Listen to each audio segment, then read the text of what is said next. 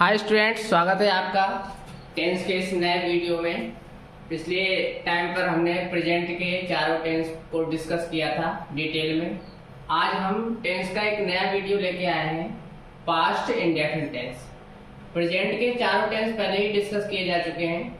आज हम tense number 5 past के टेंसेस को डिस्कस करेंगे। तो पहला पास्ट इंडेफिनिट टेंस आज हम पढ़ने जा रहे हैं, पास्ट इंडेफिनिट टेंस।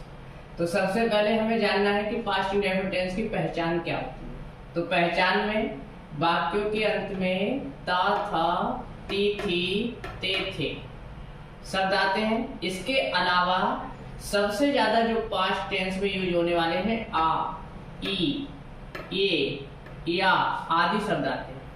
ये शब्द बहुत रेयर केसेस में आते हैं। इनका प्रयोग जब होता है तो वो वाक्य यूज टू के माध्यम से बनाए जाते हैं। हालांकि होता वो भी पास्ट टेंस ही है, लेकिन उसमें यूज टू का प्रयोग किया जाता है तो ज्यादा बेहतर रहता है।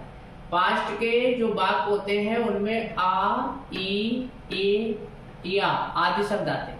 आ से मतलब है आ की मात्रा, और ई से मतलब है ई की मात्रा, ए से मतलब है ए की मात्रा, और ये शब्द अगर आते हैं तो वो पास्ट टेंस के कहलाए।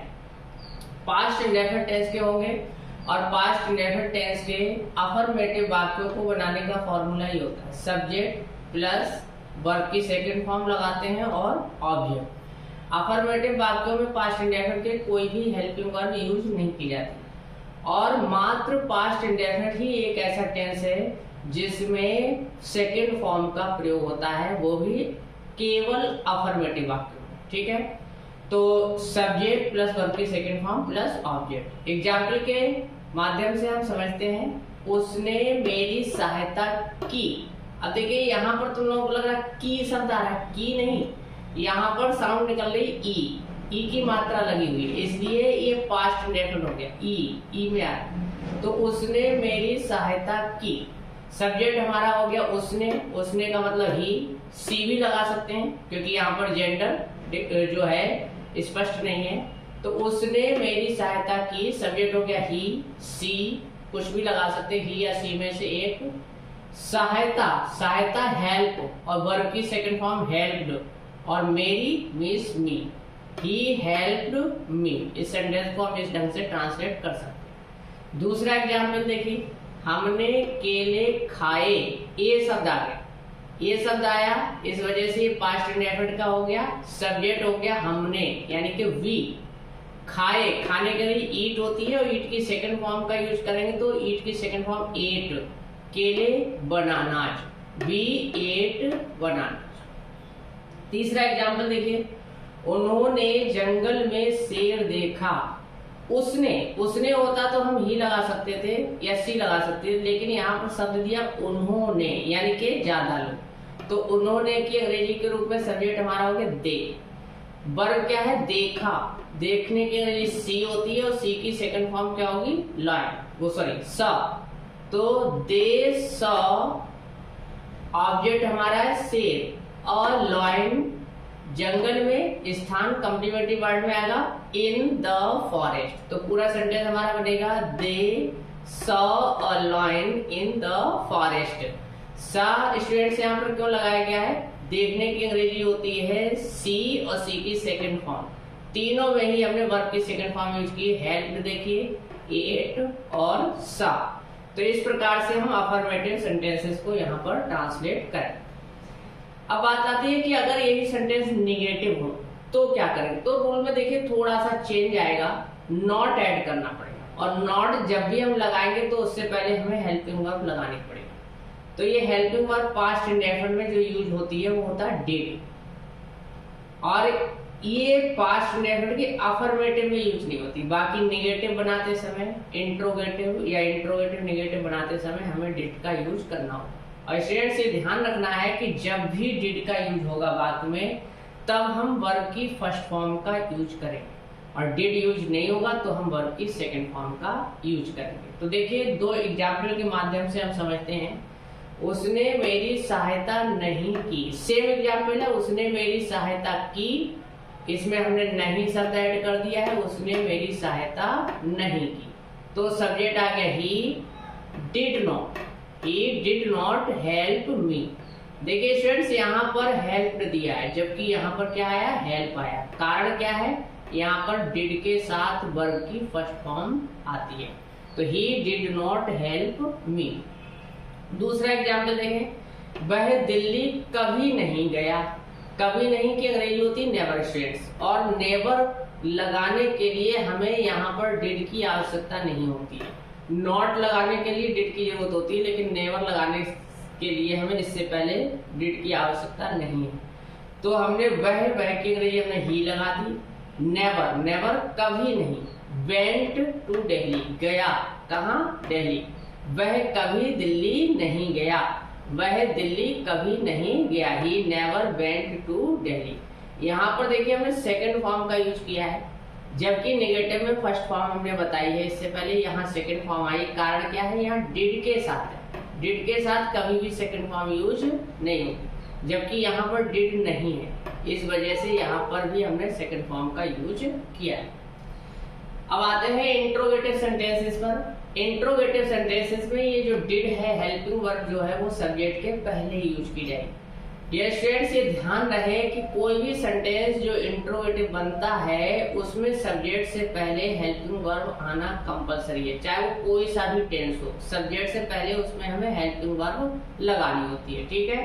तो रूल हो जाएगा हमारा did plus subject plus verb की फर्स्ट फॉर्म प्लस ऑब्जेक्ट। हम देख रहे हैं केवल सेकेंड फॉर्म का यूज अफर्मेटिव में हुआ है, निगेटिव में नहीं हुआ है, इंट्रोगेटिव में भी नहीं हुआ है, और इंट्रोगेटिव निगेटिव में भी फर्स्ट फॉर्म का ही यूज हुआ है।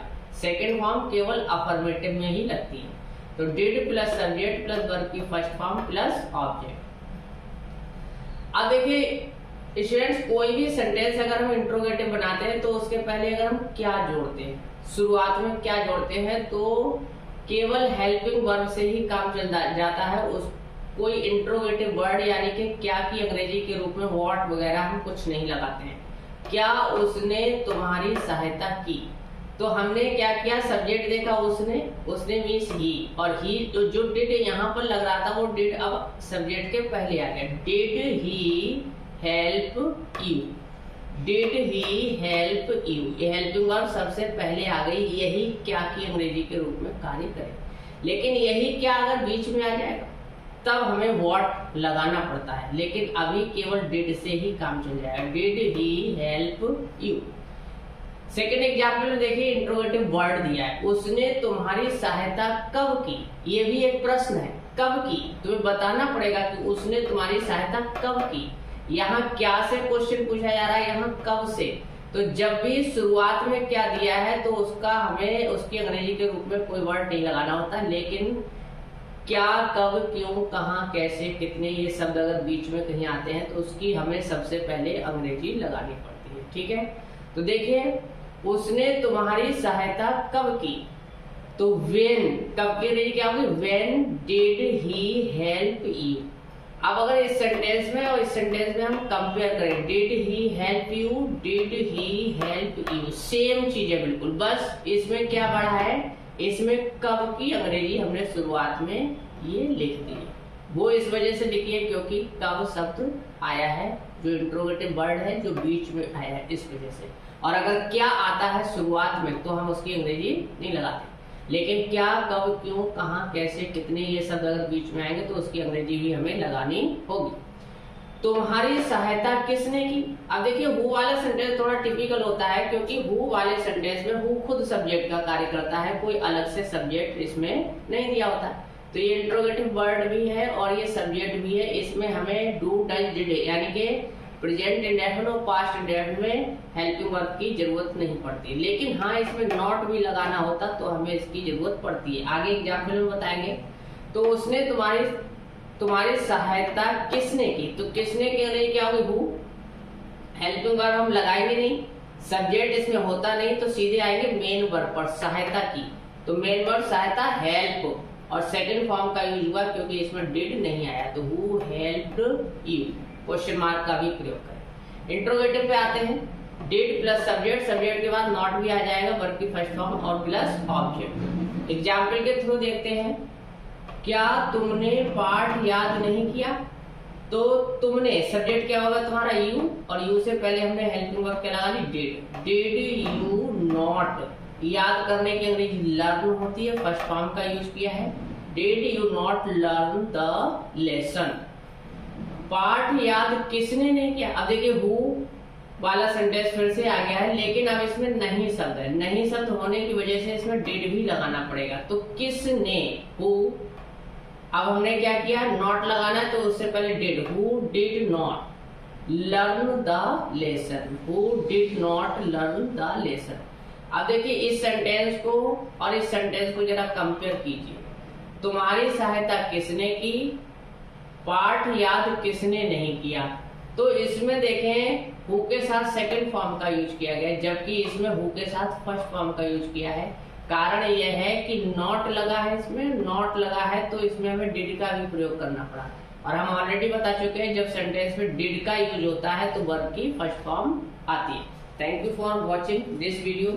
और फ्रेंड्स आपको बता दें ये वीडियो जो मैं बना रहा हूँ वो 100% फ्री हैं, आप लोगों की सहायता के लिए, आप बेटर से अच्छे से लर्न कर सकें, इसलिए है। Thanks again for watching this video. Thank you.